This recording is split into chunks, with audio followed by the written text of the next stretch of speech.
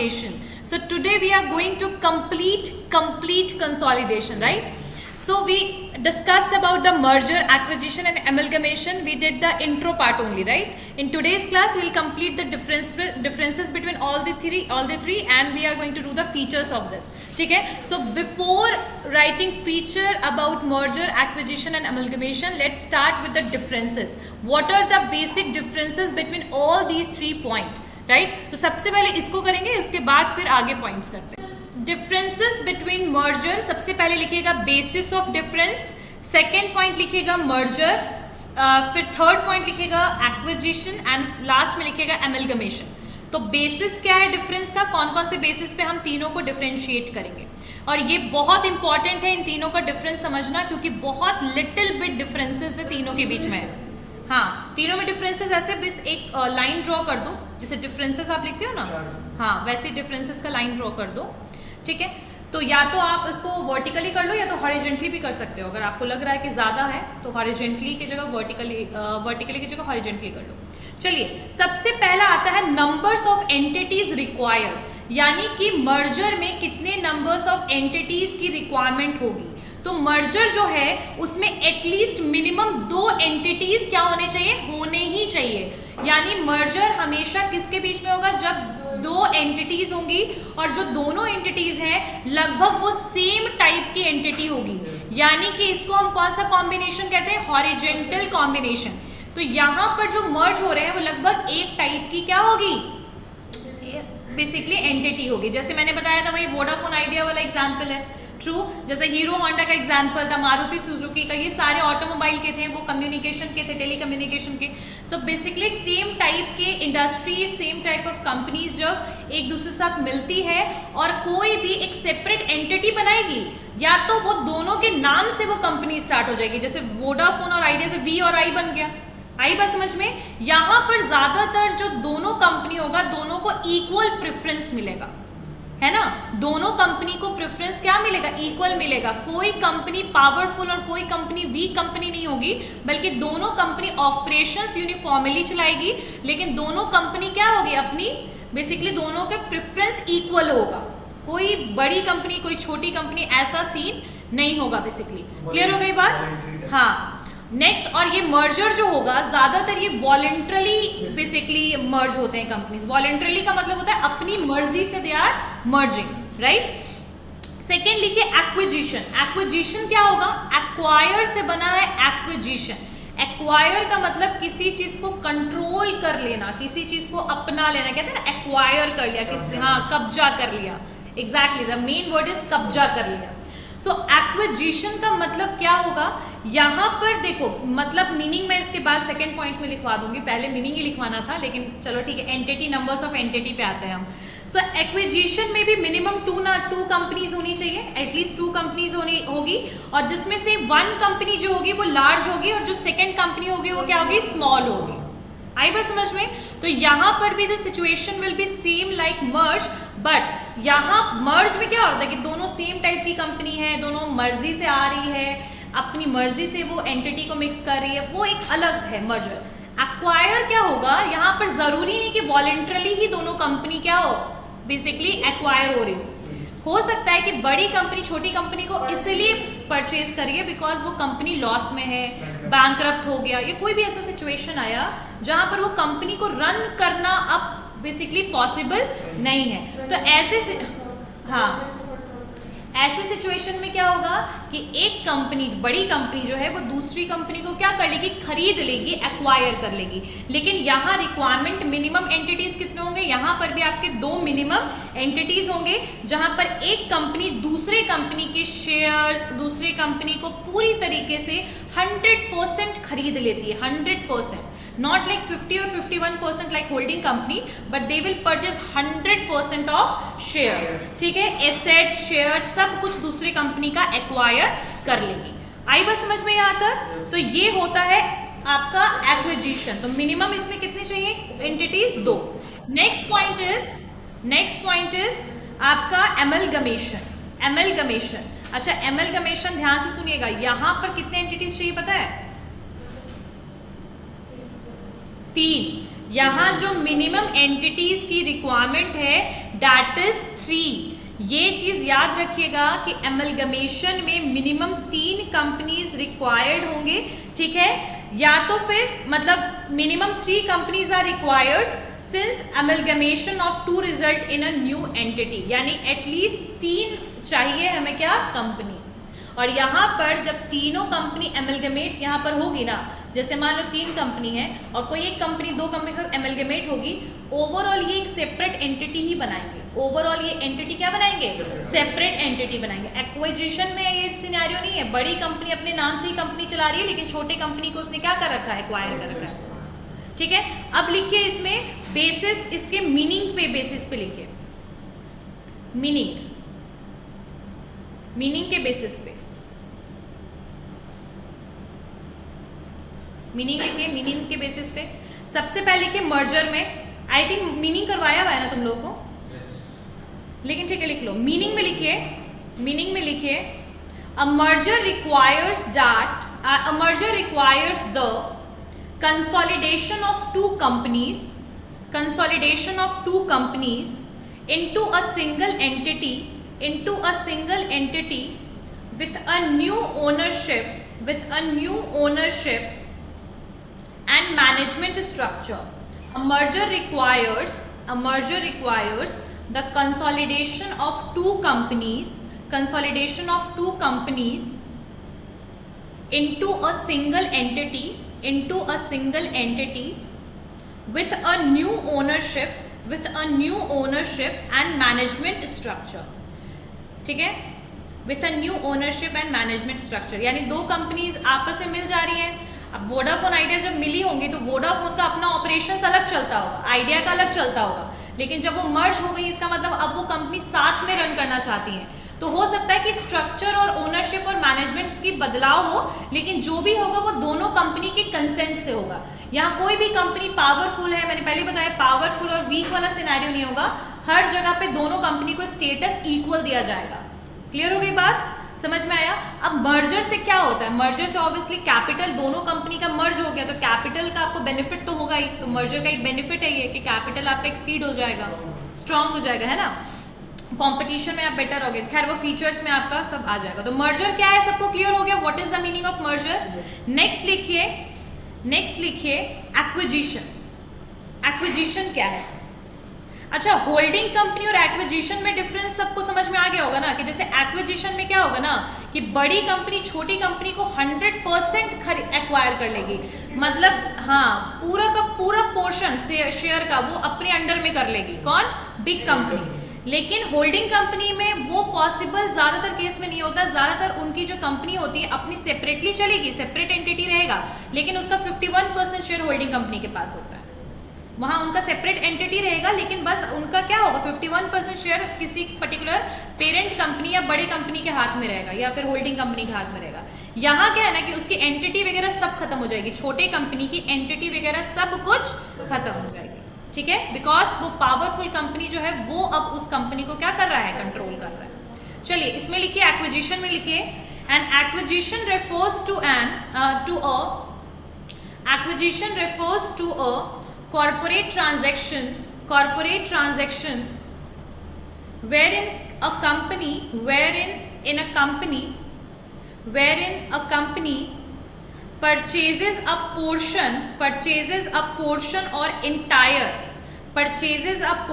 or entire shares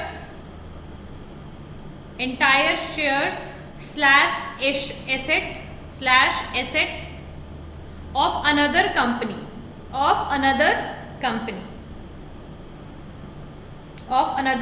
अच्छा, ये किस चीज के लिए सुटेबल है एक्विजिशन? तो acquisition is suitable for growth के लिए, अपनी कंपनी को स्ट्रॉन्ग बनाने के लिए, ठीक है, इसके लिए आपका क्या है?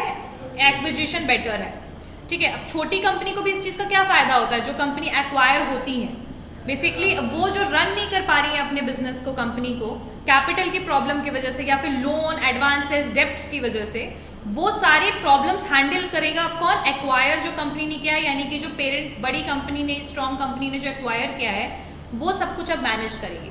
तो स्ट्रॉन्ग कंपनी क्या होगी, सर्वाइवल स्टेज में पहुंच जाएगी, बिकॉज सॉरी स्मॉल जो कंपनी है they will move toward the strong, ये आपका स्ट्रॉन्गर स्टेज या फिर मतलब सर्वाइवल स्टेज में पहुंच जाएगी। तो छोटी कंपनी को तो ये बेनिफिट है कि एटलीस्ट वो रन कर पाएगी, लेकिन वही एक डिसएडवांटेज है कि छोटी कंपनी का खुद का जो एंटिटी है, सेपरेट आइडेंटिटी, वो खत्म हो जाएगा। बिल ऑब्वियसली सारे एसेट्स वगैरह तो उन्होंने, हाँ, एक्वायर कंपनी जो एक्वायर किया उसको सील कर दिया। चलिए नेक्स्ट लिखते हैं amalgamation. What is the meaning of amalgamation? Amalgamation का मतलब क्या है? ये एमलगमेशन एक तरीके का मर्जर ही है, ये भी एक तरीके का मर्जर ही है, जहां पर तीन कंपनी, एटलीस्ट 3 कंपनी ज्वाइन करेगी बिजनेस और पूरा का पूरा इंटायरली एक नया एंटिटी बनाएगी, एक नया अपना एंटिटी अपना नया बना लेगी। अब मान लो कि वोडाफोन आइडिया था, उन्होंने कुछ और नाम रख लिया XYZ, तो एकदम सेपरेट एंटिटी बना लेगी अपना, ठीक है, दोनों कंपनी मिल करके या तीनों जो कंपनी है वो मिल करके एक सेपरेट एंटिटी ही बना लेगी, ठीक है। तो इसको कहते हैं अमेलगमेट हो जाना, मिल जाना। एक्वायर मतलब कब्जा कर लेना, मर्ज मतलब कि यहाँ पर मर्ज का मतलब भी वही है बेसिकली, हाँ, कंबाइन हो जाना, जुड़ जाना। मर्ज का मतलब होता है जुड़ जाना, एक्विजिशन का मतलब होता है कब्जा कर लेना, और एमलगमेशन का मतलब होता है मिल जाना, ठीक है, समा जाना कहते नहीं है, एमलगमेट हो जाना, मिल जाना। आगे बात समझ में? चलिए नेक्स्ट लिखते हैं point.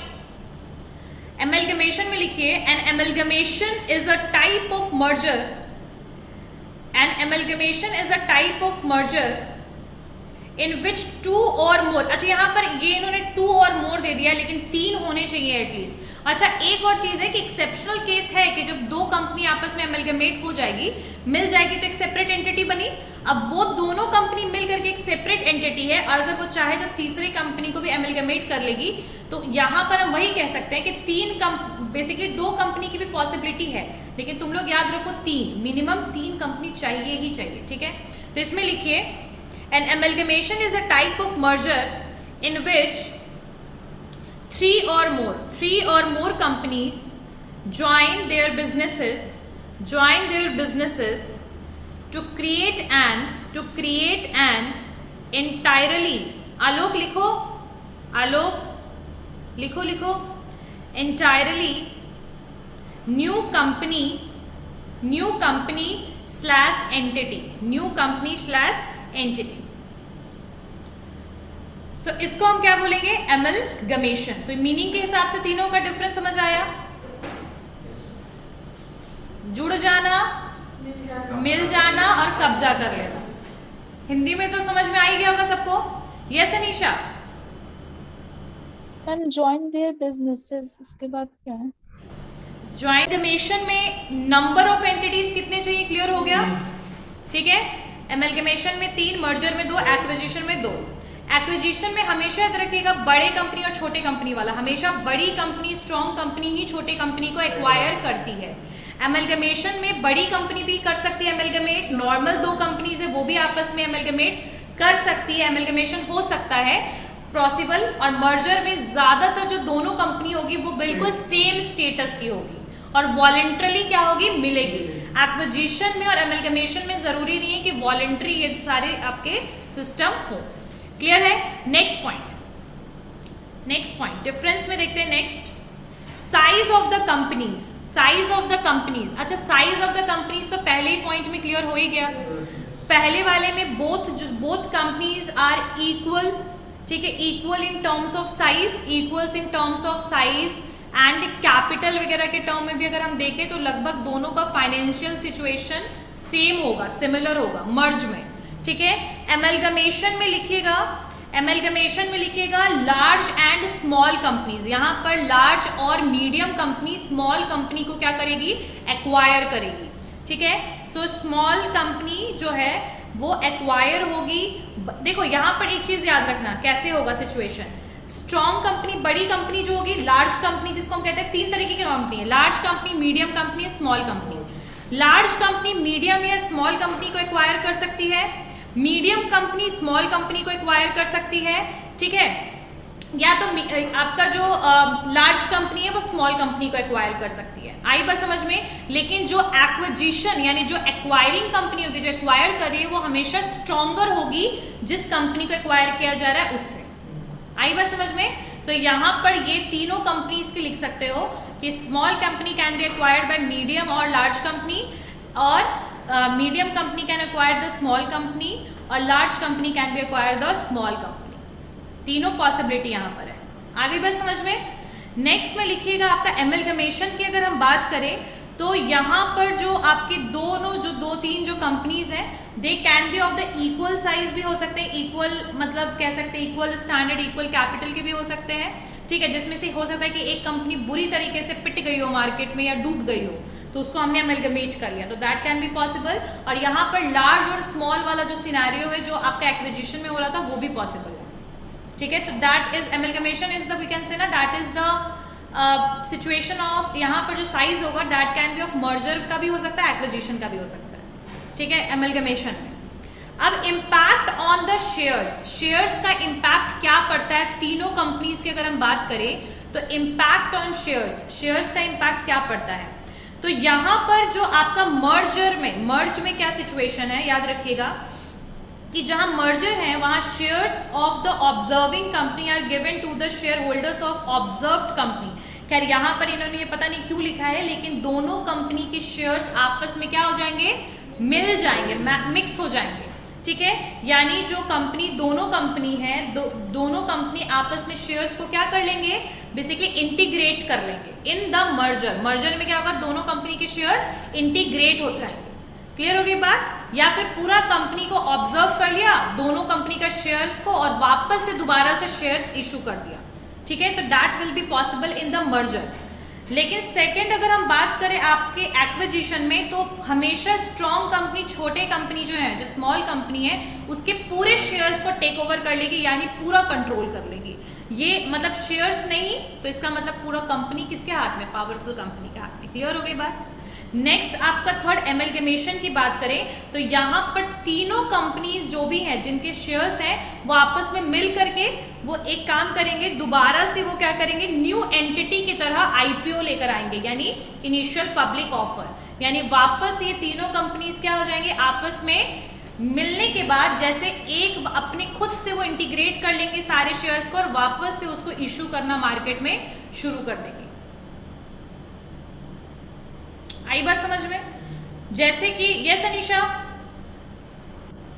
started with the first phase in the case of amalgamation, but in the case of the merger it might be possible that they are going to use the normal old technique जो चल रहा था उनका वही चलाएं, और acquisition में everything will be controlled by the powerful or big or large company।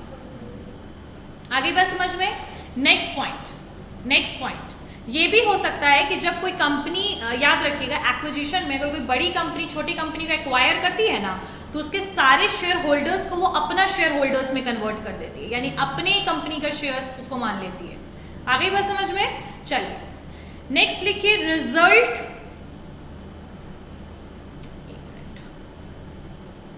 मतलब रिजल्ट क्या होगा इन सबके मर्ज होने एक्विजिशन के बाद। तो यहाँ पर वही है कि इसमें एक जब कंपनी मर्ज हो जाएगी तो वो भी एक कंपनी की तरह ही काम करेगी। मर्ज में भी दोनों कंपनी क्या हो जाएगी, वन एंटिटी की तरह काम करेगी, वन एंटिटी की तरह काम करेगी। सेकेंड सिचुएशन में जब वो कंपनी एक्वायर कर लेंगे तो वहां भी वो वन एंटिटी की तरह काम करेगी डेफिनेटली। और थर्ड वाले कंडीशन में भी the same, new entity, new one entity, मतलब एक नई एंटिटी की तरह दे विल स्टार्ट वर्किंग। तो बस यही है कि एंटिटी में तो तीनों कंपनी समझ में आ ही गया, मर्जर में भी एक कंपनी की तरह काम करेगी, एक्विजिशन में भी एक एंटिटी की तरह, और उसमें न्यू वन एंटिटी मतलब एक नई एंटिटी, एक नया पहचान के साथ नए तरीके से स्टार्ट होगा, ठीक है। अब यहाँ पर अगर हम बात करें फाइनेंशियल प्रैक्टिसेस की बात करें, अगर हम फाइनेंशियल प्रैक्टिसेस की, तो यहाँ मर्ज में क्या होगा ना, दोनों कंपनी का एसेट्स और लाइबिलिटीज, एसेट्स पता है क्या होता है, जैसे प्लांट्स, मशीनरी, कैश वगैरह जो भी आपका फर्नीचर, रियल एस्टेट्स, जो भी चीजें हैं आपके एसेट्स में वो, और लाइबिलिटीज यानी आपका डेब्ट, आपका लोन, ठीक है, फिर आपका क्रेडिटर्स जो भी हैं उन सब का अमाउंट सब आ जाएगा आपके किस में, लाइबिलिटीज में। तो आपकी दोनों कंपनी के जो भी एसेट्स और लाइबिलिटीज है वो क्या हो जाएगी, दोनों कंपनी एब्जॉर्ब कर लेगी आपस में ही उसको, ठीक है। वो एक साथ बन गई कंपनी, दोनों का कैपिटल जुड़ गया, मान लो 200 करोड़ का दोनों का कैपिटल मिला के हुआ, जो भी लोन है मान लो कि 50 करोड़ का लोन है, तो 50 करोड़ का लोन वो दोनों कंपनी मिलकर के क्या करेगी, पे करेगी, ठीक है। और आपके एक्विजिशन में क्या होगा कि वन फॉर्म्स, जो एक ही फॉर्म सब कुछ एक्वायर कर रही है, या वहां पर दोनों फॉर्म मिलकर कर रही है, यहाँ एक ही फॉर्म सारा एसेट्स लाइबिलिटी को एक्वायर कर रही है। और एमलगमेशन में क्या होगा, एसेट लाइबिलिटीज जो होंगे आपके तीनों कंपनी के, यानी यहाँ पर मान लो कि एमलगमेशन में यहाँ 3 कंपनी है ना, इन तीनों कंपनी के जो भी एसेट्स और लाइबिलिटीज होंगे, एसेट्स और लाइबिलिटीज जो भी होंगे, वो तीनों कंपनी का एक कंपनी में ट्रांसफर हो जाएगा, जो नया वाला एंटिटी होगा। आई बात समझ में, नया जो एंटिटी होगा उसमें तीनों कंपनी का, मतलब कोई एक दूसरे का एक्वायर नहीं कर रहा है, तीनों मिल करके एक उसको ट्रांसफर कर दे रहा है नए वाले एंटिटी पे, ठीक है। लेकिन जब हम एक्विजिशन की बात करते हैं, जहां पर मान लो X और Y है, X जो है लार्जर कंपनी है, Y जो है स्मॉल कंपनी है, तो इसका सारा एसेट्स और लाइबिलिटीज ट्रांसफर हो जाएगा किसको, X को। आई बात समझ में। X को प्रॉफिट क्या होगा, लॉस में ज्यादा कर्ज में अगर रहेगा छोटा कंपनी जिसको, ऐसा कुछ कभी छोटी कंपनीज जो भी होंगी कर्ज में होगी, लेकिन अगर वो कंपनी का लॉन्ग टर्म में आपको फ्यूचर ब्राइट दिखेगा, लेकिन वो इनिशियल स्टेज में ऐसी है कि वो चल नहीं पा रही है, तो एक सपोर्टिव की तरह काम करेगी ना ये, लेकिन कल को इसी कंपनी से तो बेनिफिट भी तो उठाएगी, क्योंकि X स्ट्रॉन्ग कंपनी है तो इसके पास हर चीज इससे बेटर होगा, research, benefit, innovations, knowledge, better employees, better management, everything will be fine in this case, right. तो ये हो गया एक्विजिशन का केस। जब मर्ज होगी, जब मर्जर होगा, तो यहाँ जो X और Y जो है, इन दोनों की एसेट्स और लाइबिलिटीज आपस में मर्ज हो जाएगी, ठीक है। क्लियर हो गई बात। तो यहाँ पर ये सिचुएशन है तीनों का। फाइनेंशियल, अगर हम ट्रांजैक्शन और फाइनेंशियल सिचुएशन देखें तो तीनों के डिफरेंसेस क्लियर हो गए, तीनों के डिफरेंसेस क्लियर हो गए। अब तीनों के लिखो एडवांटेजेस क्या है, तीनों के एडवांटेजेस क्या है, तीनों के एडवांटेजेस लिखते हैं। एडवांटेजेस ऑफ मर्जर, मर्जर के एडवांटेजेस क्या होंगे। पहला एडवांटेज होगा elimination of operation inefficiency, elimination of operation inefficiency. अच्छा, इनएफिशिएंट ऑपरेशन की यहाँ बात क्यों हो रही है। जैसे मान लो कि हम वोडाफोन आइडिया को लेके चल रहे थे, just take it as example. मान लो कि वोडाफोन बहुत बेटर कर रहा है बट आइडिया में भी बेटर नहीं कर रहा है, बस एग्जाम्पल के लिए समझो। तो ऐसे सिचुएशन में अगर दो कंपनी मर्ज होगी तो वोडाफोन अपनी इफिशिएंट ऑपरेशन को यूटिलाइज कर सकता है आइडिया के लिए भी। तो अगर वो इनएफिशिएंट है, ठीक है, बहुत ही वीक सिचुएशन में ऑपरेशन और मैनेजमेंट को लेकर के, तो that can be basically maintained by the another merged company. True. तो वी कैन से कि सबसे पहला बेनिफिट किसी भी मर्जर का यही है कि यहाँ पर आपके ऑपरेटिंग इकोनॉमीज बेटर हो जाएगा, साथ साथ में आपका मैनेजमेंट में सुपीरियर सुपरविजन भी बेहतर होगा। अगर कोई कंपनी इनएफिशिएंट है मैनेजमेंट को लेकर के तो वो इफिशिएंट बन जाएगी, ठीक है। सो यहाँ पर आपका जो भी रिपीटेटिव आपके ऑपरेशंस हो रहे हैं, यानी दोनों कंपनी तो आपस में जो अलग अलग ऑपरेशंस तो कर ही रहे होंगे, वो डुप्लीकेशन भी रिड्यूस हो जाएगा। तो कहीं ना कहीं आपकी एफिशिएंसी को इंक्रीज करने में मर्जर हेल्पफुल है। तो first point is elimination of operating inefficiency.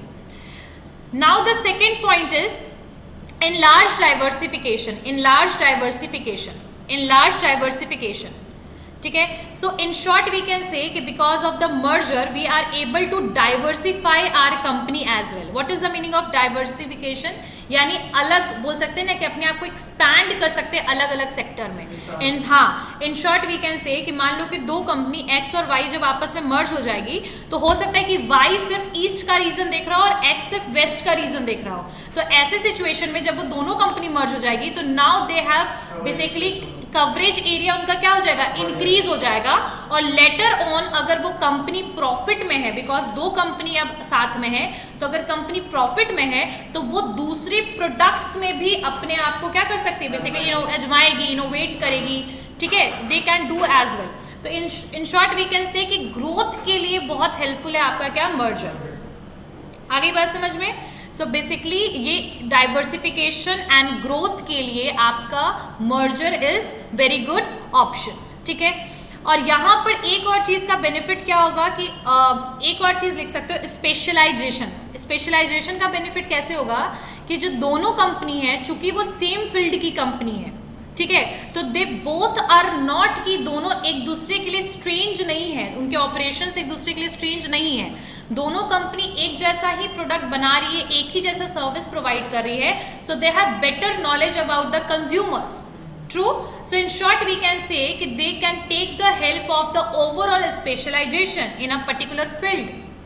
आई बात समझ में? तो they can excel their situation, they can excel their performance because of the specialisation. ज्यादातर मर्जर किस कंपनीज के बीच में होता है? हॉरिजेंटल. किस कंपनीज के बीच में होता है? Horizontal, not vertical but horizontal. आगे बात समझ में? तो ये सारे इसके एडवांटेजेस थे किसके? मर्जर के. अब हम आते हैं एक्विजिशन पे. देखो ये आज आपका जो चैप्टर है ये खत्म हो. Next is acquisition. एक्विजिशन के बेनिफिट्स क्या होंगे? पहला तो एक्सेस टू द कैपिटल. या यहाँ पर आपका स्मॉल कंपनी का कैपिटल कंट्रोल कौन कर लेगा? Big company. तो यहाँ पर कैपिटल बेनिफिट आपको हो जाएगा. ठीक है. सेकेंड होगा larger pool of new talent. Larger pool of new talent. Larger pool मतलब समझ रहे हो? एक साथ आपको बहुत सारे न्यू टैलेंट मिल जाएंगे. जो भी कंपनी को आप एक्वायर किए हो, जरूरी नहीं है कि वो सेम टाइप मर्जर की तरह हॉरिजेंटल टाइप हो सकता है कि आप कोई बोल सकते हैं दूसरी कंपनी को एक्वायर कर लियो जो आपकी कंपनी से रिलेटेड है भी नहीं. हाँ, दैट कैन बी पॉसिबल. तो यहाँ पर सिचुएशन होगा कि कैपिटल तो आपको मिल जाएगा, उसके अलावा आपको दूसरे कंपनी के नए नए एम्प्लॉयज भी मिलेंगे, है ना. तो एक्विजिशन जो है इससे आपके नए कॉम्पिटेंट स्किल्ड रिसोर्सेज आपको मिलेंगे और साथ साथ में आपके रेवेन्यू हो सकता है इंक्रीज हो जाए. अल्टीमेटली स्टार्टिंग में पॉसिबिलिटी है कि अगर आपने किसी बैंकरप्टेड कंपनी को एक्वायर कर लिया है तो प्रॉब्लम हो सकती है, बट इनिशियल स्टेज में that is not going to do work in the long run. ठीक है. तो लॉन्ग रन में हो सकता है कि आपको ग्रोथ मिले, और अगर आपने डाइवर्सिफिकेशन को देखते हुए आपने नए कंपनी को एक्वायर किया तो हो सकता है कि उस कंपनी के बारे में नॉलेज मिले, है ना. So in short we can say कि लार्जर पूल ऑफ टैलेंट मिलेगा, कैपिटल एक्सेस कर पाओगे, उसके अलावा अपने मार्केट पावर को इम्प्रूव कर पाओगे क्योंकि आप अपनी कंपनी को और भी ज़्यादा क्या कर लोगे? स्ट्रॉन्ग कर लोगे. आगे बात समझ में? सो बेसिकली जब एक्वायर कोई भी कंपनी करती है तो वो एक ग्रोथ का, मर्जर में भी ग्रोथ है, इसमें भी ग्रोथ है, एमलगमेशन भी ग्रोथ है, ये तो मेन है. और कंपटीशन, तीनों कंपटीशन को बेसिकली डिक्रीज करने का उपाय है.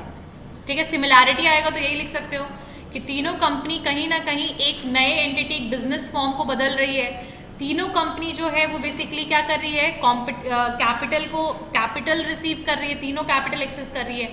तीनों कंपनी को कंपटीशन को डिक्रीज करना और कंपटीशन को हैंडल करने के लिए बेनिफिट है तीनों के लिए. तीनों टाइप ऑफ हाँ नॉलेज इंक्रीज हो रहा है, कैपिटल मिल रहा है, एसेट्स मिल रहा है, एक्सपैंड हो रहे हो, ग्रोथ हो रहे हो, है ना.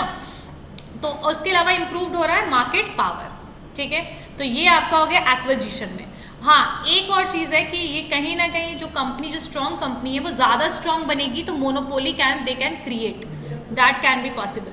अच्छा, अमलगमेशन में क्या होगा? अमलगमेशन के लिए क्या है?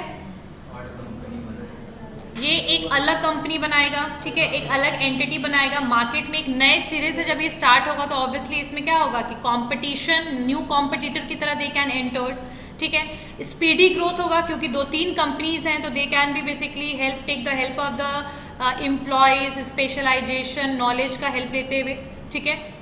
उसके अलावा एक और चीज़ है that it is operating economies. Operating economies का मतलब ये है कि यहाँ पर जो डे टू डे एक्टिविटीज़ है, जो आपके डे टू डे एक्टिविटीज़ होंगे वो बेसिकली जब 2-3 कंपनी एमलगमेट हो रही हैं तो ऐसे सिचुएशन में ऑपरेशंस जो हैं वो आपके कंट्रोल्ड हो जाएंगे. कंट्रोल्ड इन शॉर्ट वही आपके डुप्लीकेशन के चांसेस कम हो जाएंगे. एक नए एंटिटी की तरह आप आ रहे हो ना मार्केट में, तो एक नई आइडेंटिटी, न्यू आइडेंटिटी की तरह आप आओगे, कंपटीशन नए सिरे से स्टार्ट होगा. ये सारी चीजें हैं इसमें अमलगमेशन में.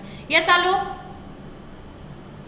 यस मैम, इसमें भी तो मोनोपोली क्रिएट हो रहा है क्योंकि 2 कंपनी तो डिस्ट्रॉय हो जाएगी, बिल्कुल खत्म हो जाएगा. ठीक है. एमलगमेशन में रिस्क बहुत ज़्यादा बढ़ जाएगा because you are started with the new entity. Some time it happened कि आप मार्केट में सर्वाइव ना हो पाओ एमलगमेशन के बाद भी. मर्जर में कभी भी कंपनी जो 2 मर्ज होती है कभी भी बेसिकली ब्रीच हो सकती है, कभी भी सेपरेट हो सकती है, अलग हो सकती है. तो ये सारे डिसएडवांटेजेस हैं. Ma'am excess of man power भी हो सकता है. What is the meaning of economy? Available resources. क्या है बेटा, बोलना एक बार फिर से. I'm capitalizing the available resources. And making the best out of utilization it. Of resources, ठीक है। यूटिलाइजेशन ऑफ रिसोर्सेज यहाँ क्यों हो रहा है? बिकॉज रिसोर्सेज यहाँ सिर्फ नेचुरल रिसोर्सेज की बात नहीं हो रही, ह्यूमन रिसोर्सेज हो गया आपके पास, है ना, टेक्नोलॉजिकल रिसोर्सेज हो गया, इनोवेटिव रिसोर्सेज हो गया।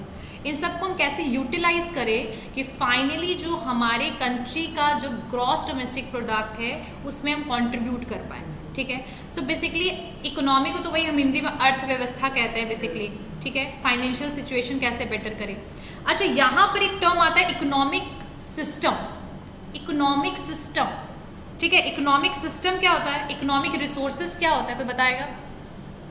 अच्छा, इकोनॉमिक रिसोर्सेज होता है आपका land, labour, capital and entrepreneurial abilities, ठीक है, या फिर उसको हम कह सकते हैं ह्यूमन रिसोर्स, ठीक है। Land, labour, capital and entrepreneurial abilities जो हैं ये सारे आपके क्या हैं? Economic resources. और इन इकोनॉमिक रिसोर्सेज को हम कैसे, किस पैटर्न में यूज करें? या तो लेबर को यूज करें ज़्यादा, या कैपिटल को यूज करें ज़्यादा, या फिर लैंड को यूज करें, या तो फिर हम एंटरप्रेन्योरियल एबिलिटीज को यूज करें। तो इन चारों को कैसे यूटिलाइज करना है और कौन सा रिसोर्स कितनी क्वांटिटी में यूज करना है, इसको कहते हैं इकोनॉमिक सिस्टम। इसको क्या बोलेंगे? Economic system.